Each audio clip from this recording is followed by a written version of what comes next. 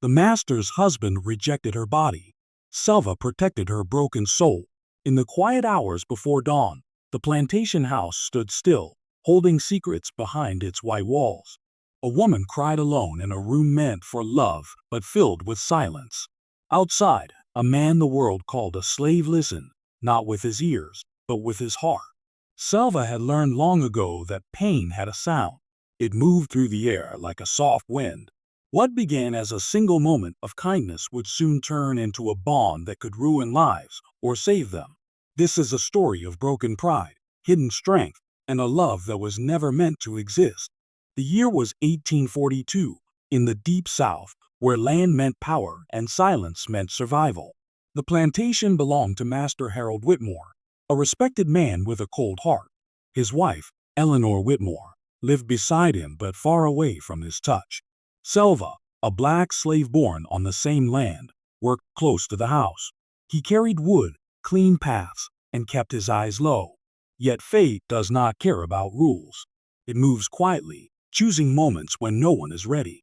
If you enjoy deep, emotional historical stories like this, please like and subscribe. The plantation woke early each morning, but Eleanor Whitmore woke earlier.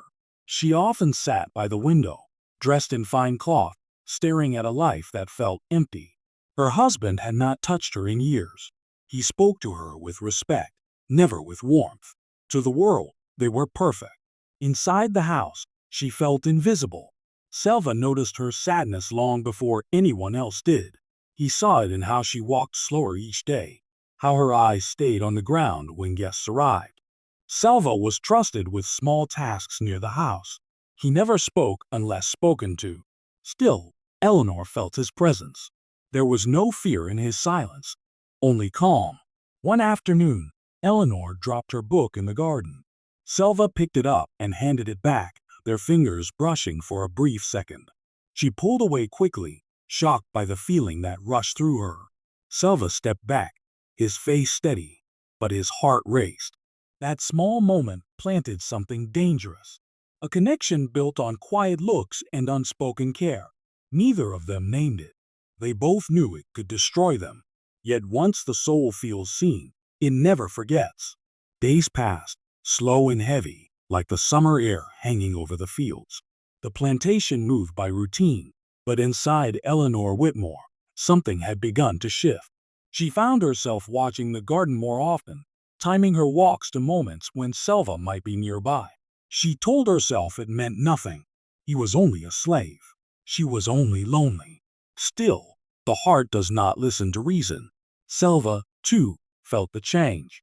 He had learned how to hide his thoughts since childhood, but now his silence carried weight. When he worked near the house, he felt Eleanor's presence even when he did not see her. He noticed how her voice softened when she spoke to him, how she asked small questions that had nothing to do with work. "Did the roses bloom well this year?" she once asked. "Yes, ma'am," Selva replied, keeping his eyes low. "They seem brighter," she said, almost to herself. Selva wanted to say they bloomed brighter because she walked among them, but he said nothing. Silence was safer. Master Harold Whitmore remained distant, wrapped in his business and pride. He believed a wife's duty was to be quiet and proper. He never noticed how Eleanor's hands trembled when he passed, or how she flinched when he spoke her name. His rejection was not loud. It was cold. It left no marks, only emptiness. One evening, a storm rolled in without warning. Rain fell hard, turning paths into mud. Selva rushed to secure tools near the house when he heard a soft cry. It came from the back porch. Eleanor stood there alone, soaked, her shawl slipping from her shoulders. "You should not be out here," Selva said gently. "I needed air," she replied, her voice breaking. Before either of them realized it, Selva had stepped closer. He held out his coat, worn and thin, but dry. Eleanor hesitated only a second before taking it. Their eyes met. The world felt smaller, quieter. "I feel like I am disappearing," Eleanor whispered. "Like I was never meant to be seen." Selva swallowed hard. "You are seen," he said, his voice low but firm. Those words changed everything.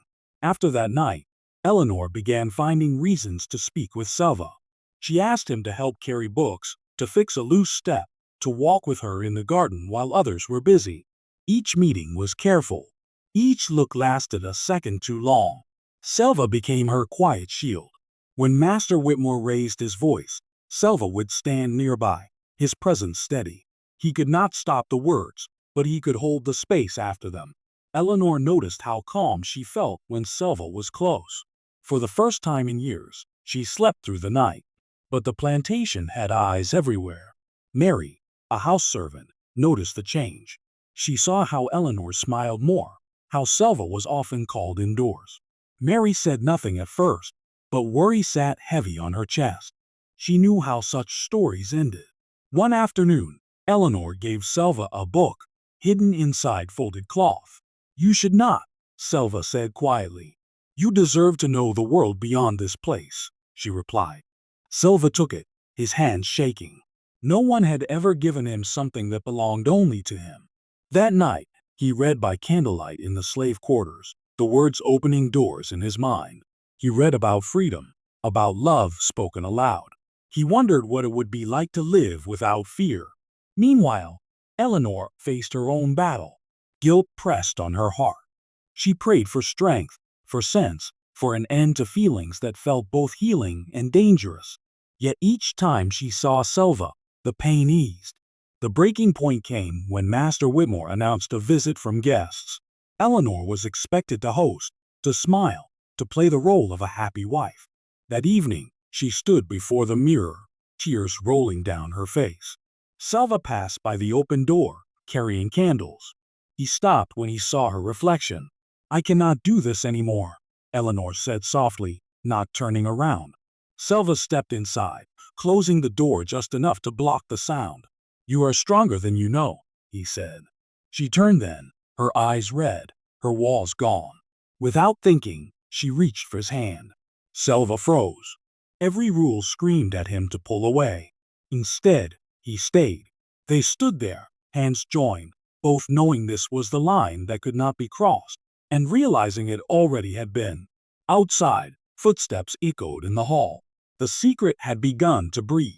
The night after their hands touched, nothing felt the same again. Eleanor barely slept. Selva did not sleep at all. The house that once felt quiet now felt full of sound. Every step, every door, every breath carried danger. For days, they avoided each other. Eleanor stayed in her room. Selva worked farther from the house. Both believed distance would cool the fire. Instead, it only made it burn deeper. Master Whitmore noticed the change, not because he cared, but because control mattered to him. Eleanor was quieter. Selva was distracted. Order felt disturbed. One afternoon, Master Whitmore called Selva into his study.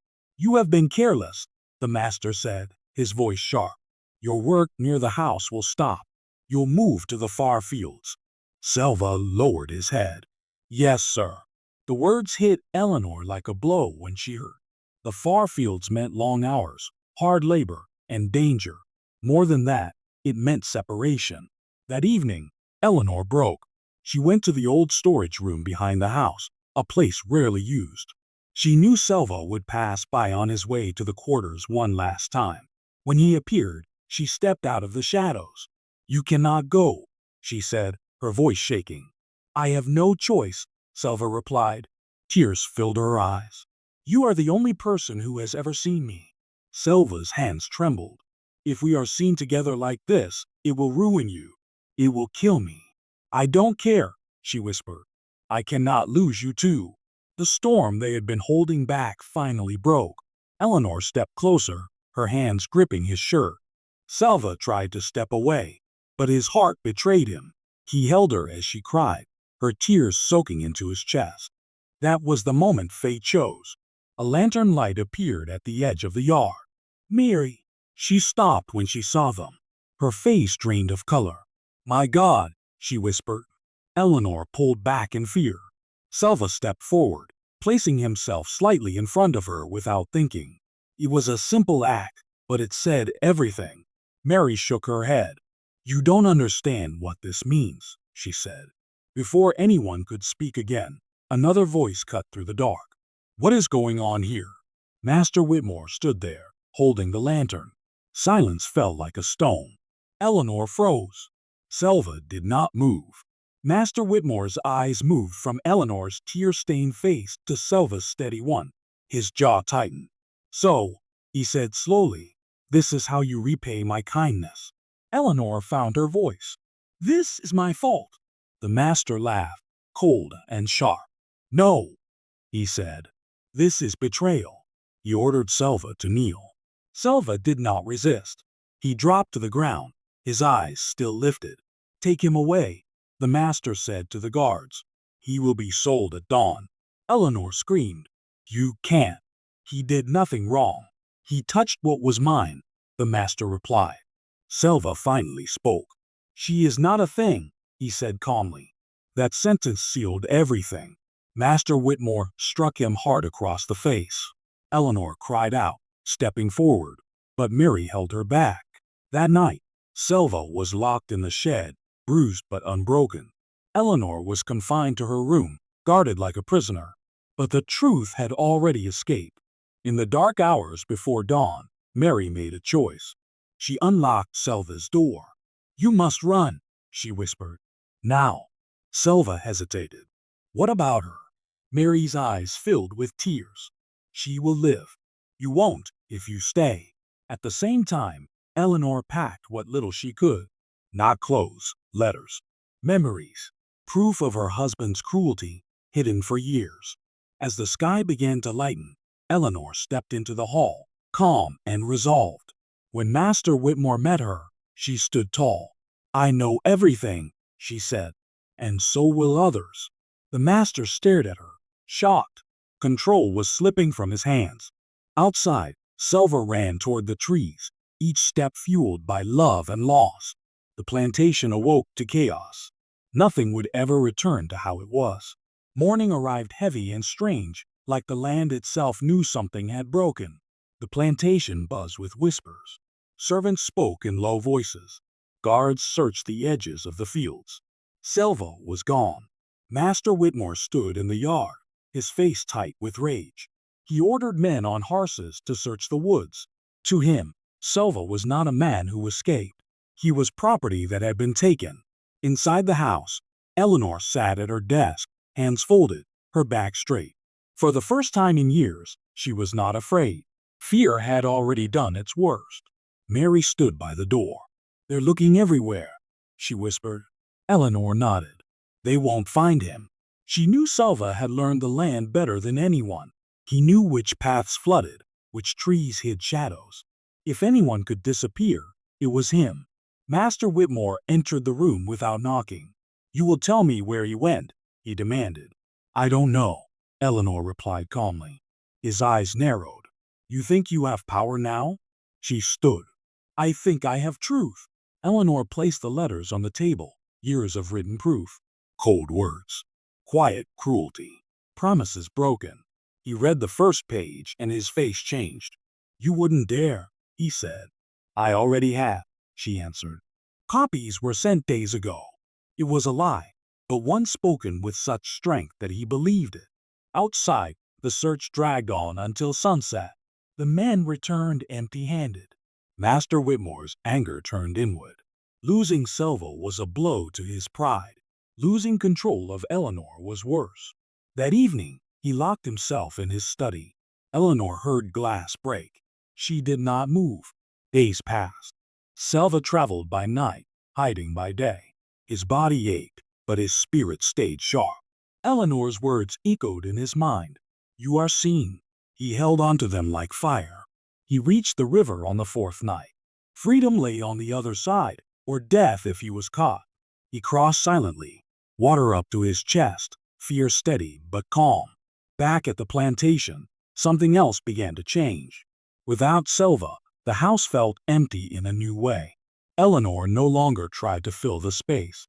She stopped playing the obedient wife. She stopped attending dinners. She spoke only when necessary. The guests noticed. So did the town. Rumors spread, not of love, but of unrest, of a master losing control of his household, of a woman who no longer bowed. Master Whitmore tried to regain order. He punished others. He tightened rules. But fear no longer worked the same. One afternoon, a letter arrived. It bore no name. Eleanor's hand shook as she opened it. I am alive. I am free. I carry you with me. That was all. She pressed the paper to her chest, tears falling freely. Not tears of loss, but of release. Master Whitmore never learned where Selva went. He never learned who helped him. And that haunted him more than anger ever could. Weeks later, Eleanor made her final move. She requested a separation. Public, calm, legal. The town was stunned. A master's wife did not leave. Not for pride. Not for truth. But Eleanor did. She moved to her aunt's home in the north, carrying only what mattered. Books, letters, memory. The plantation continued, but something was missing. Not a slave, a soul. And though the world did not yet know it, two lives, once trapped, were moving towards something new. Winter came early that year. Cold winds swept through the towns and fields, changing the land the same way truth had changed the people within it. Eleanor now lived far from the plantation, in a quiet northern town where no one knew her past. She was no longer the master's wife. She was simply Eleanor. At first, freedom felt strange. She woke without fear, yet with a hollow ache in her chest. Selva was alive, that much she knew, but alive was not the same as safe. Some nights, she sat by the window, wondering if he saw the same moon. She began teaching reading to women and children, using the same soft voice Selva once listened to in the garden. Each lesson felt like a small act of repair. She spoke about kindness, about worth, about being seen. Far to the west, Selva built a life piece by piece. He worked honest labor under a new name. His hands still bore marks of the past, but his back stood straighter now. At night, he read the book Eleanor had given him, pages worn thin by touch. He did not seek love. His heart already held it. Years passed quietly. Master Whitmore aged fast. The plantation suffered without strong hands and steady leadership. People whispered of his bitterness, of how he spoke to shadows. Control, once lost, never returned. One spring morning, Eleanor received another letter. This one longer. Careful. I have land. Not much, but it is mine. I help others when I can. I live as a man, not a thing. Eleanor smiled through tears. That was enough. They never reunited in body. The world was not ready for that ending, but their lives moved in the same direction, toward light, toward meaning. Eleanor never remarried. She did not need to. Selva never forgot her voice. He did not have to. Their love was not loud. It was not owned. It did not demand. It healed. And sometimes that is the strongest ending of all. Many years later, when the world had begun to change in small but steady ways, the story of the Whitmore plantation was rarely spoken aloud. The house still stood, its white walls dull now, its windows quiet. People passed it without knowing what had once lived inside: pain, pride, and a love that never asked permission. Eleanor grew old in the north, surrounded by books, students, and voices that laughed freely. Her hair turned silver, her hands thin, but her eyes stayed bright. Those who knew her called her kind, firm, and wise. They never knew how much of her strength came from one man who once stood in a garden and saw her when no one else did. On her final winter, Eleanor wrote one last letter. She did not know where Selva lived now, but she trusted the world to carry it. You saved my life without touching my body. You protected my soul when it was breaking. Because of you, I learned what love truly is. Far away, Selva, now an old man himself, received the letter through hands he did not recognize. He read it slowly, his eyes wet, his heart full. He folded it carefully and placed it beside the book she had given him long ago. He smiled. Their story was never written in records. No church blessed it. No law protected it. Yet it lived longer than stone. Because real love does not need a name. It only needs truth. Thank you for listening to this story. If it moved you, please like, share, and subscribe to Whispers of the Past. More stories are waiting.